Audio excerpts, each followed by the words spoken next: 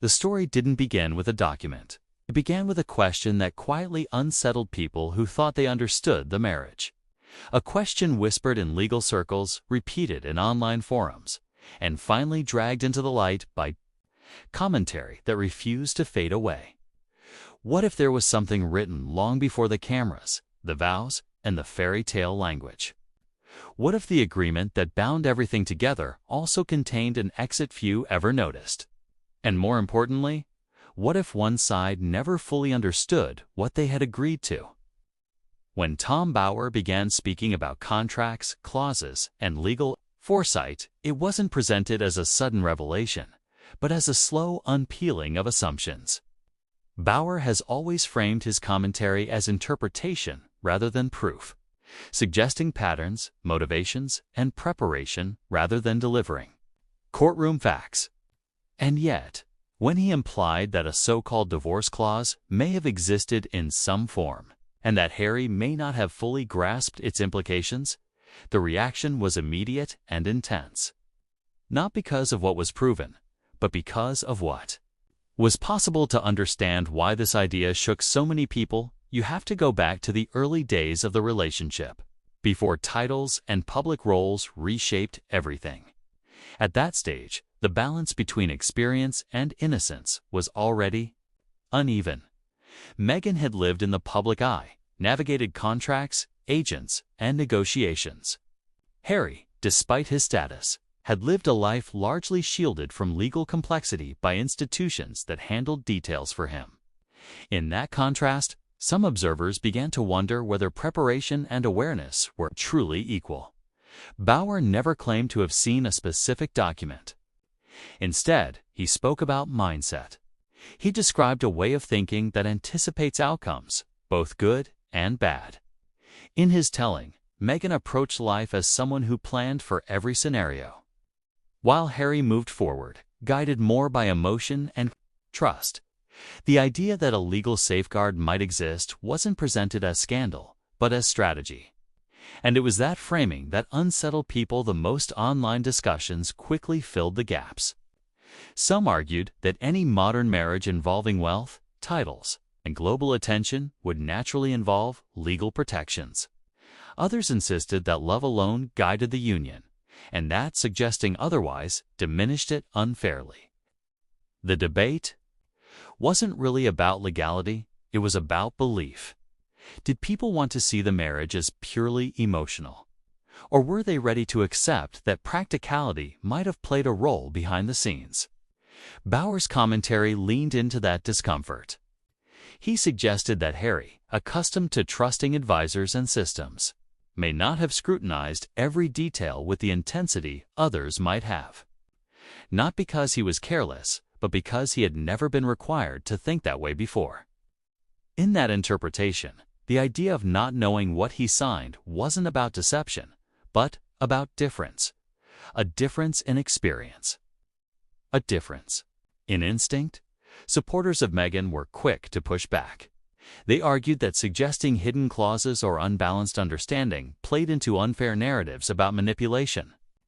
They emphasized that Harry was an adult, capable of making his own decisions, and that framing him as unaware stripped him of agency.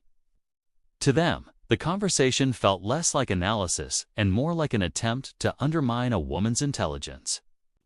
By turning foresight into suspicion, critics, however, leaned in the opposite direction.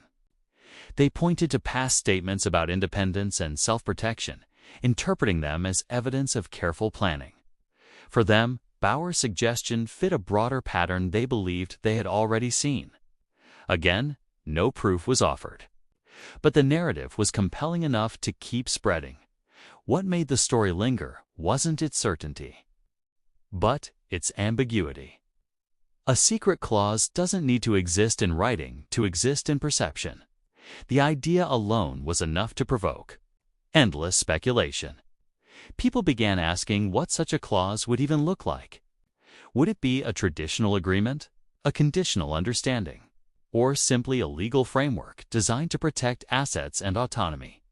Each question opened another door, and the conversation grew more complex by the day. There was also a deeper emotional layer that many struggled to articulate. The discomfort came from imagining a relationship where trust and preparation coexisted uneasily. Could someone love deeply while still planning for separation? Some said yes, calling it maturity. Others said no, calling it doubt. The disagreement revealed more about cultural attitudes toward marriage than about the individuals involved. Bauer's role in the story became almost symbolic. He wasn't presenting a case, but a lens. Through that lens, people re-examined old interviews, viewed body language and public statements, searching for signs that aligned with their chosen interpretation. A comment about independence here, a remark about self-worth there. Suddenly, everything felt loaded with meaning. Harry's silence only amplified the speculation. He didn't address the idea directly, and that absence allowed others to speak for him. Some imagined confusion, others imagined quiet acceptance, and some imagined frustration that private legal matters were being debated so publicly. Without his voice, every version felt equally plausible to those who wanted to believe it. What's often missed in these discussions is how much of this story lives in the space between fact and assumption. No document has been produced. No clause has been confirmed. What exists is interpretation layered on observation, filtered through opinion. Yet that hasn't stopped the idea from taking root.